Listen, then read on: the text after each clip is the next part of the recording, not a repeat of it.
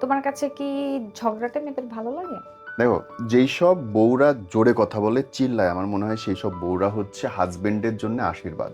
কারণ সেই সব বউদের যদি দিল অপরিষ্কার থাকতো সে চিল্লাইতে পারতো না। যাদের দিল পরিষ্কার, যারা স্বচ্ছ দেখে, এবং সবচেয়ে বড় কথা হচ্ছে হাজবেন্ড বিপদে পড়লে বা কেউ তাকে আঘাত করতে আসলে সে যেভাবে প্রোটেক্ট করবে সেটা অন্য কোনো মেয়ে পারবে না।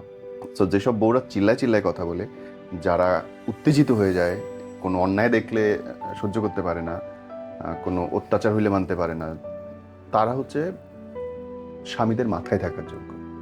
তাহলে তাদেরকে তুমি কি বলতে চাচ্ছো যে এটা, এই চিৎকার করাটা হচ্ছে একটা ওয়ান কাইন্ড অফ প্রতিবাদের মতো? এই চিৎকার করাটা জরুরি। এখন হয়েছে কি, মানুষ চুপ থাকলে পাড়ায়, যে শব্দ না করলে তত জুতা দিয়ে পাড়ায় যাবে। So, জরুরি চিৎকার করা, জরুরি জানান দেওয়া জরুরি যে বেটা বহু হয়েছে, থাম এবার। আরেকজন খুশি হয়ে গেল।